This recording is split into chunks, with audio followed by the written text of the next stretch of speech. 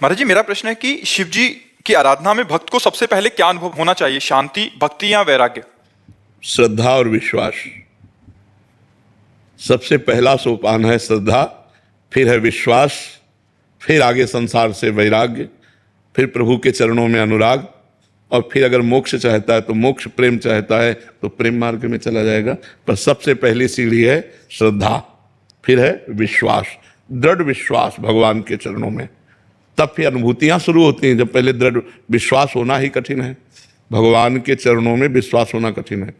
माया ऐसे ऐसे लीलाएं कर देती है तो हमें लगता है पता नहीं भगवान हैं भी कि नहीं, भगवान हमारी बात सुनते हैं कि नहीं सुनते, भगवान हमारी बात बनाएंगे कि नहीं बनाएंगे। कई तरह के ऐसे संशय आ जाते हैं तो हमारा विश्वास टूटने लगता है। और हमें लगता है भगवान से हमें प्रार्थना करनी चाहिए कि हमारी श्रद्धा आपके चरणों में लगे, हमारा विश्वास आपसे जुड़े। अगर श्रद्धा और विश्वास है तो वैराग्य, अनुराग, ज्ञान सब कुछ आ जाएगा।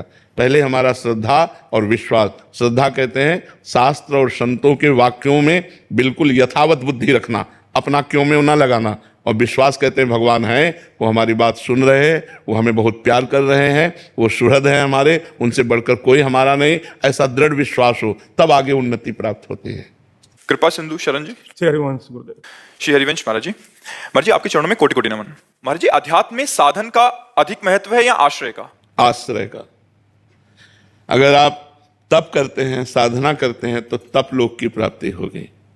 लेकिन यदि भगवद आश्रित हैं और कोई त्रुटियां भी हैं, ऐसी समस्याएं भी हैं जो नहीं होनी चाहिए, और आपका शरीर छूट जाता है, तो आश्रय से भगवत प्राप्ति होगी। मेरे बनाए ना बनेगी कोटि कल्प लो, आपके बनाए बनेगी पल पाव में। हर समय जितनी हम में ऊर्जा शक्ति है वो हम लगाकर भजन करेंगे, जितनी हमारी बुद्धि काम कर रही है हम गलत आचरणों से बचेंगे। लेकिन इससे भगवत प्राप्ति हो जाए ये हमारा विश्वास नहीं। हमारा विश्वास है कि आपकी कृपा से आप मिलते हो।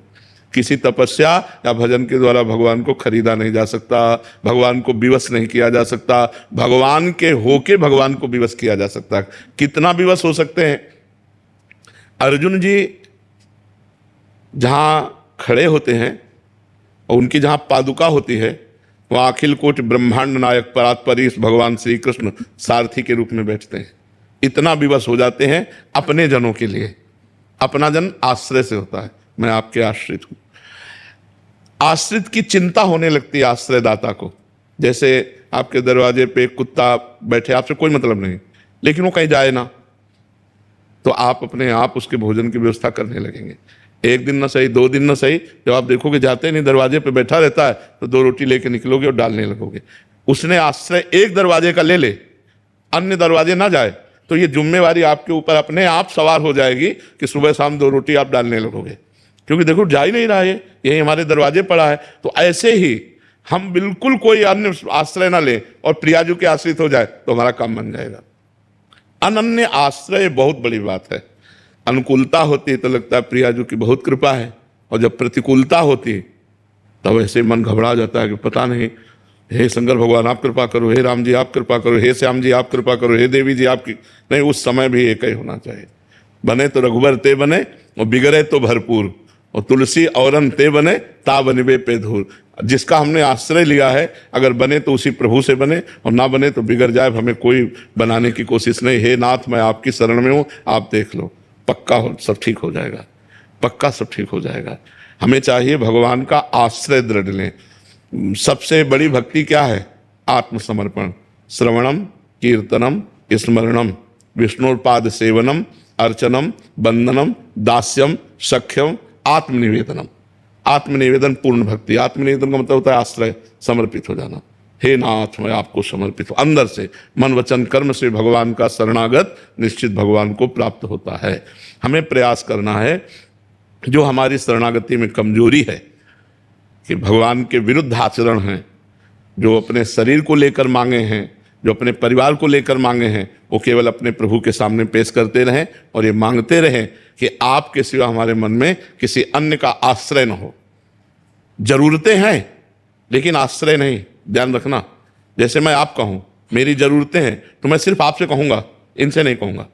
जरूरतें हैं पर आपसे।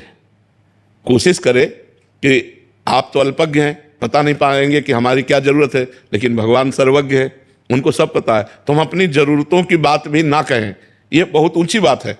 लेकिन अगर कहें तो सिर्फ अपने प्रभु से, जो हमने प्रभु को अपना माना है, राम रूप, कृष्ण रूप, राधा रूप, शिव रूप, हम उसी से बात करें कि ये जरूरतें यद्यपि हमें आपसे नहीं कहनी चाहिए, पर हम अज्ञानवश कह रहे हैं ये जरूरतें, पर आपसे, औरों से नहीं।